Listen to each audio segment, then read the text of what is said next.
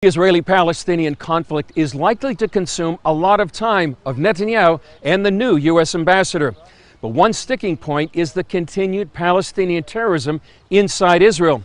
But what's to blame? Some Palestinians blame it on their anger over the contention they're living under Israeli occupation.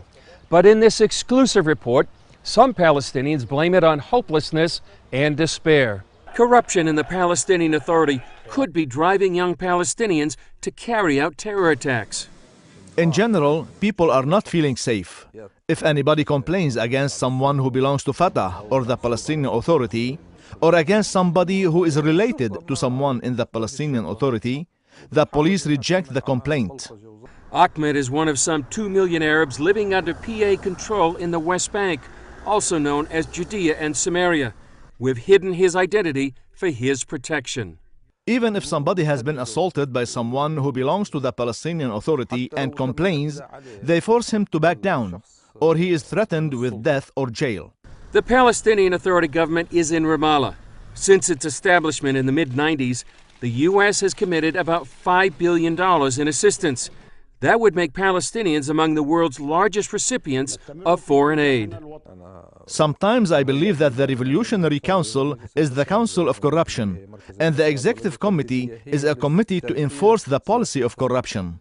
Palestinian Prime Minister Rami Hamdallah says there's no corruption in the PA. And usually if we have any report of any corruption, these people will be brought to justice. This is our policy. But in any country, mistakes can happen, and if anyone commits any of these issues, actually, he or she will be brought to justice. According to a survey last year, more than 95% of Palestinians see their government as corrupt. We have freedom of expression in Palestine.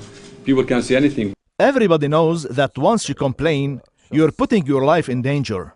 In the policy of the Palestinian Authority, if a person has a problem with an official, even if this official asks him for a bribe, the person has to pay, even if he has nothing.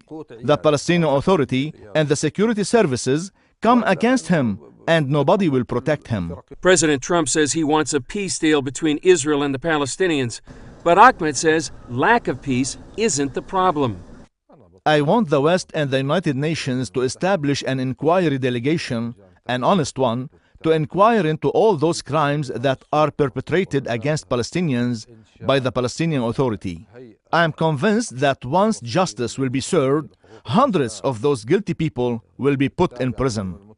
Ahmed wants the West and the United Nations to pressure the PA to become an honest government. Until then, he says, there will be no state and terrorism will continue.